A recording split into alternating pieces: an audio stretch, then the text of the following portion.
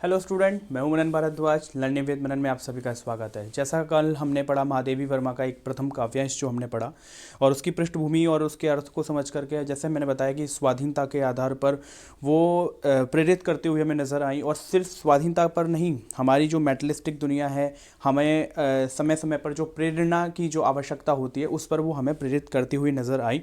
तो उसी के अगले क्रम में जो दूसरा काव्यांश हम लेकर के जो प्रस्तुत हुए हैं वो आज देख लेते हैं। ठीक है, आप संदर्भ के विषय में अगर बात करते हैं तो संदर्भ वही रहेगा। ठीक है, संदर्भ आप खुद ही बनाएंगे, बेहतर होगा कि जो भी है कि प्रस्तुत काव्यांश में स्वाधीनता संग्राम में जो लोग लगे हुए हैं उनके प्रति उनको मोटिवेट करने के संदर्भ में ये काव्यांश लिखा जा रहा है। मतलब आप इस भाषा का जो संचयन वाक्य जो है वो आप खुद बनाएंगे। और इवन 11वीं क्लास के स्टूडेंट है, सब कुछ परोस करके नहीं देना चाहिए, खुद कुछ भी बहुत कुछ करना चाहिए। ठीक है, मैं आगे बढ़ता हूँ।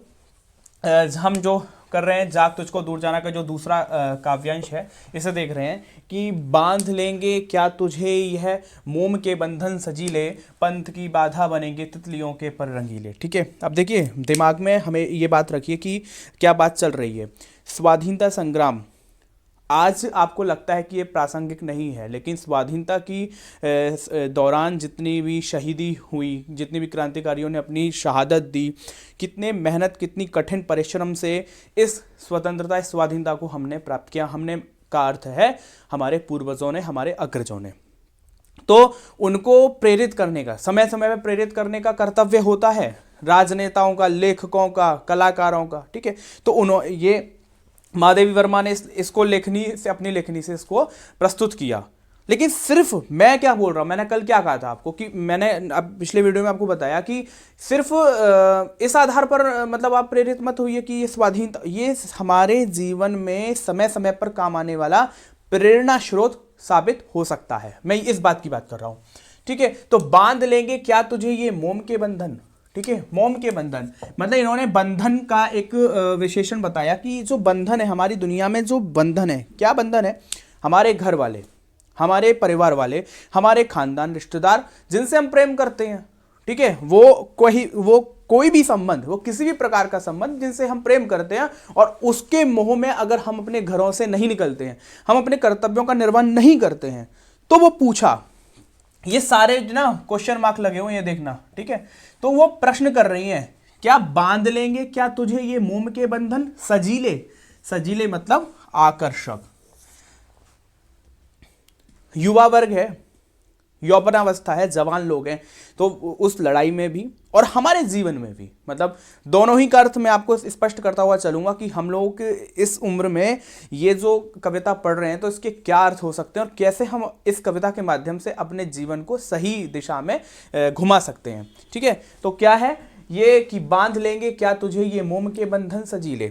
तो ये जो हमारे जो संबंध हैं, जो हमारे रिलेशंस होते हैं, हम हमारे मित्रगण जो मंडली होती है, तो उनका जो आकर्षण है, उनके जो आकर्षण है, वो जो बंधन है, क्या उस आकर्षण जो प्रेम का जो बंधन है, क्या ये हमें बांध लेंगे? क्या हम इसके चलते क्या समाज सेवा का कार्य नहीं करेंगे? क्या हम स्वाधीनता की लड़ाई में निष्क्रिय हो जाएंगे? पहले तो उन्होंने कहा था कि निराश नहीं होना है, आगे बढ़ना है। उसके अगले क्रम में बोलती हैं कि क्या इन संबंधों में, देखिए अगर महात्मा गांधी, लाला लाजपत राय, भगत सिंह, ऐसे न जाने कितने लोग, अगर वो यही सोच लेते कि नहीं नहीं हमको तो समाज में बाद में जाएंगे, पहले हम अपने घर में बहुत सुकून से रहेंगे, हमें कोई शहादत नहीं देनी है, हमें किसी भी प्रकार का कोई भी त्याग नहीं करना है, तो क्या आज हम इस तरह से ये मैं वीडियो बना रहा होता, क्या आप अपने घर में इस तरह से बैठे होते? हो सकता है बैठे होते, लेकिन क्या ये हालात होते? नहीं होते, बिल्कुल नहीं होते। आज हम स्वतंत्र रूप से अगर कुछ सोच पा रहे हैं, पा रहे हैं, पढ़ पा रहे हैं, अपनी शिक्षा व्यवस्था को पढ़ पा रहे हैं, अपने जीवन को जी पा रहे हैं, तो ये निश्चित तौर पर अद्वितीय योगदान इनका रहा है, इन सभी का। तो इन्हीं लोगों को एक प्रेरणा का स्रोत बनाते हुए महादेवी वर्मा लिखती हैं और हमें समझाने का प्रयास करती हैं कि ये जो मोम के बंधन, मोम क्यों कहा कि पिघलने वाले बंधन है, ये स्थायी नहीं है, ये स्थायी नहीं है। ठीक है, क्यों? मोम किस तरह से पिघलता है? जरा सी भी आंच उस मोमबत्ती में लग जाती है तो आस पास पूरा पिघल करके एकदम सब फैलने लगता है, माने वो टिप टिप टिप करके वो मोमबत्ती पूरी तरह से गिर जाती है। तो ये जो बंधन है, ये जो प्रेम के जो बंधन है, ये जो परिवार के जो हमारे रिलेशन और रिश्तेदार मोह माया है, ये सब मोह माया है। जी हाँ, ये मोह माया है। और इस मोह माया को इतना इतना ज़्यादा इंपॉर्टेंस ना देते हुए कहा कि कैसे आप इसमें बंध जाओगे, क्या तुझे ये मोम के बंधन सजीले सजीले मतलब आकर्षक ये जो बंधन है क्या आपको बांध लेंगे। फिर कहा कि पंथ की बाधा बनेंगे तितलियों के पर रंगीले। अब तितलियां क्या हैं? तितलियां यहां पे, तितलियां सिर्फ तितलियां नहीं है, तितलियां तो शब्द आप देख ही रहे हैं, तितलियां आप जानते हैं। तो तितलियां क्या होती हैं? रंग बिरंगी होती हैं।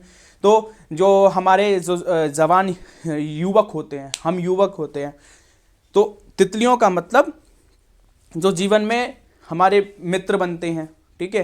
तरह तरह की जो महिलाएं, मतलब तरह तरह का महिलाओं का तात्पर्य मतलब हर रिलेशन में, जैसे कि किस युवती से हमारी मित्रता होती है, किस युवक से हमारी मित्रता होती है, जीवन के किस मोड़ पे हम किस मित्र से हमारा हम साथ निभाते हैं, साथ रहते हैं, और उस मित्र की वजह से हम अपने कर्तव्य से, हम अपने उद्देश्य से भटक जाते हैं, ठीक है। तो कहा जाता है ना कि सही समय आने पर ये सारी चीज़ें की जानी चाहिए। सारी चीज़ों का क्या तात्पर्य? मतलब आप समय पर पहले पढ़ाई करें, फिर उसके बाद अपना गृहस्थी जीवन की ओर जाएं। तो इस तरह से कहा कि तितलियों के पर रंगीले, ये जो यौवनावस्था है, ये जो जवानी है, इसमें होने वाली जो मित्रता है, इसमें होने वाले जो आगे के कार्यभार हैं, वो हमारी मतलब इस तरह से उसकी रंगत नहीं होनी चाहिए, इस प्रकार से उसकी संगत नहीं होनी चाहिए कि इसकी वजह से हम अपने लक्ष्य से भटकने लग जाएं। अब यहाँ पे लक्ष्य दो तरह के बता दिए महादेवी वर्मा ने। स्वाधीनता के विषय में ये बताया चैप्टर, ये स्वाधीनता के विषय में बात की जा रही है, तो वो तो है ही निश्चित तौर पर, लेकिन साथ के साथ अपने लिए भी, हम सब विद्यार्थियों के लिए भी, आप सभी विद्यार्थियों के लिए भी कहा कि पथ की बाधा, ये जो हमारा रास्ता क्या है, हमारा लक्ष्य पथ माने रास्ता, पथ माने क्या है? रास्ता है, ठीक है। ये रास्ता कहाँ जा रहा है? लक्ष्य की ओर जा रहा है। तो इसकी क्या बाधा बन जाएंगे? कौन? ये तितलियां, ठीक है।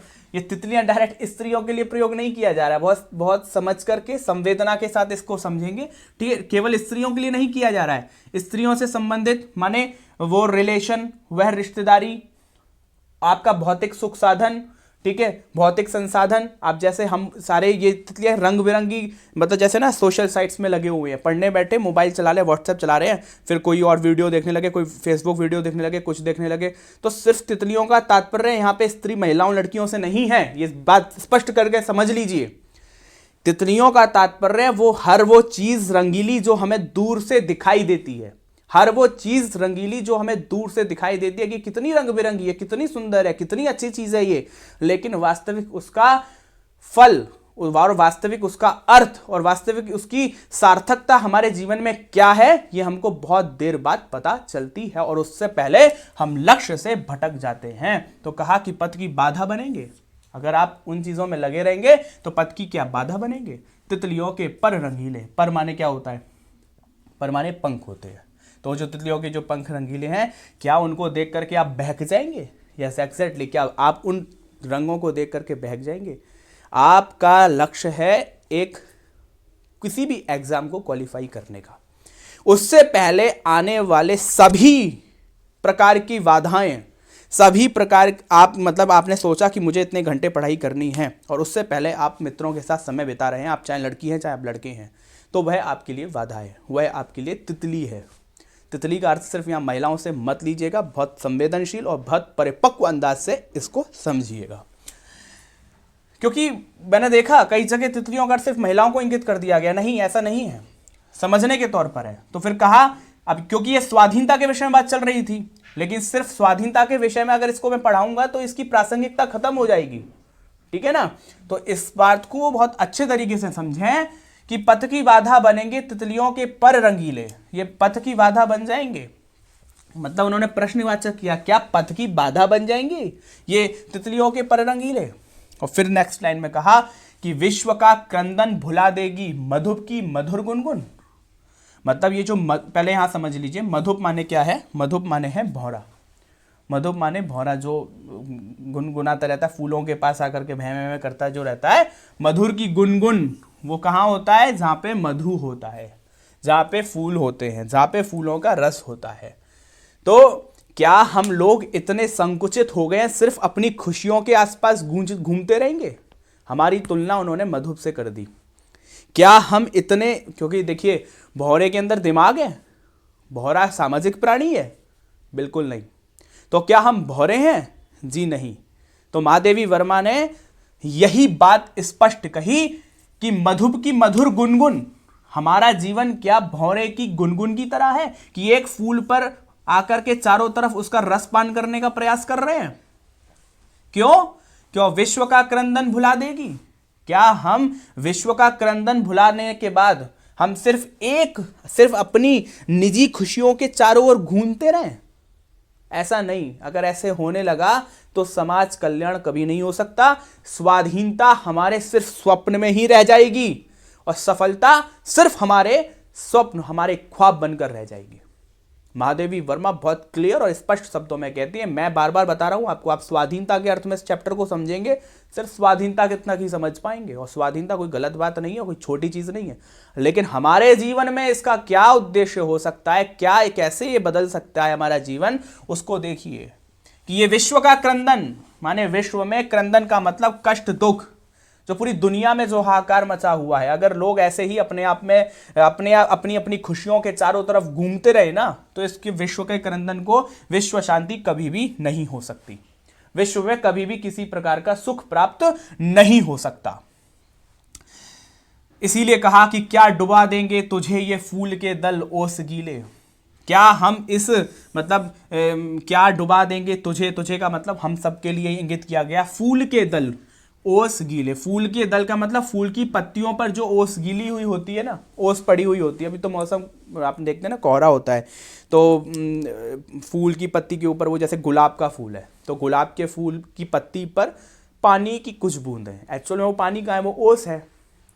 तो वो ओस की जो बूंद है वो फूल पर बहुत सुंदर लगती है, बहुत सुंदर प्राकृतिक सौंदर्य है ये। तो क्या जीवन भर इसी सुंदरता को निहारते रहेंगे? तो कहा कि केवल मतलब आप इसी सुंदरता में रहेंगे कि फूल की दल के ओस पे जो मतलब सुंदरता है, बस उसी को देख करके सुखी हो जाना है, बाकी से हमको कोई मतलब नहीं है। सिर्फ प्राकृतिक सौंदर्य की चर्चा करते रहेंगे और प्राकृतिक सौंदर्य के नाम पे बस कश्मीर घूमेंगे, कन्याकुमारी जाएंगे, फिर अपने घर में आकर के रह लेंगे। समाज कल्याण हमें कोई मतलब नहीं है। सिर्फ समाज कल्याण ही नहीं, ये हमारे वास्तविक जीवन की बात है कि सिर्फ सुंदरताओं को देख देख करके खुश रह लेंगे, ऐसे जीवन चलेगा क्या?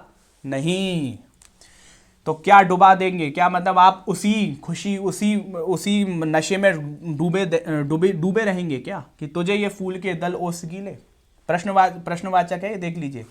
पूछा कि क्या डुबा देंगे तुझे ये फूल के दल ओस गीले। क्या इसी खुशी, इसी फूलों की सुंदरता में आप डूबे रहेंगे?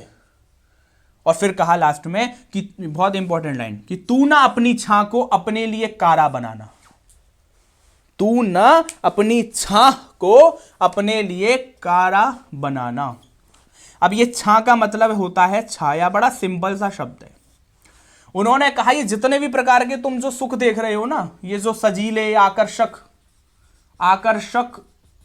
प्रेम, ठीक है, स्त्री, मित्र, सुख, साधन मतलब आपके पास मोटर गाड़ी, ठीक है, फ्रिज, एसी, ठीक है, तितलियां, ये सभी प्रकार के सुख, भोग विलास,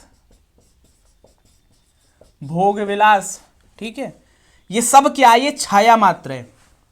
जैसे हम जहां खड़े हैं, हमारी वहां छाया है, बस खत्म। इससे आगे हम बढ़े, छाया खत्म, और फिर एक दिन हम भी खत्म। बताया था ना कल, नश्वर है ये सब कुछ। तो ये जो छाया है, तू ना अपनी छां को अपने लिए कारा बना, मतलब इस छाया को अपने लिए कोई बंधन मत बनाइए। कारा मतलब बंधन, कारा का अर्थ है मतलब बंधन। छाया का बंधन बनाने का तात्पर्य माने ये जो ऊपर जितने भी अलग अलग तरह के सुख बताए गए हैं ना, इनको अपना जीवन नहीं समझना चाहिए।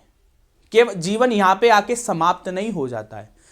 जो स्पिरिचुअल नॉलेज है, एक तरीके से मैं बताऊं आपको इन शॉर्ट, जो महादेवी वर्मा है वो बहुत ही कम शब्दों में कहने का प्रयास करती है कि भौतिक सुख साधन अंतिम सुख नहीं है।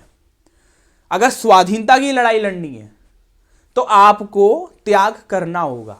और स्वाधीनता का अर्थ यहां पे आप देश से भी ले लीजिए, और मैं कहता हूं अपनी वास्तविकता जीवन के लिए, आपको अपना जीवन बनाना है तो आप ये सो कॉल्ड तथाकथित मित्रों के बीच में जो जीवन बिताते हैं अपना, जो पूरा 4 से 5 घंटा जो हम बिताते हैं मित्रों के बीच में और उसको वास्तविक जीवन समझ लेते हैं, बर्थडे पार्टीज और इस छोटे छोटे सेलिब्रेशन को अपनी जिंदगी का बहुत बड़ा सेलिब्रेशन समझ लेते हैं, वही सेलिब्रेशन तितलियों का नाम है यहाँ पे, भोग विलास सुख। ये हमारा वास्तविक जीवन नहीं है। इसलिए कहा कि तू ना अपनी छां को अपने लिए कारा बना। ये सिर्फ छाया मात्र है।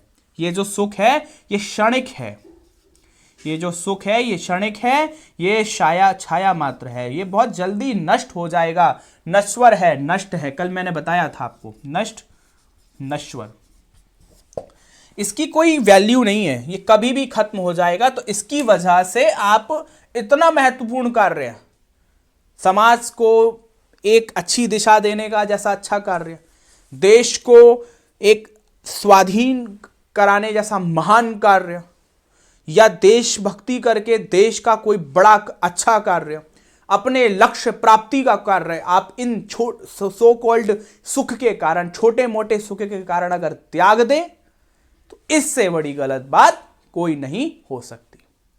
तो इस काव्यांश में यही है।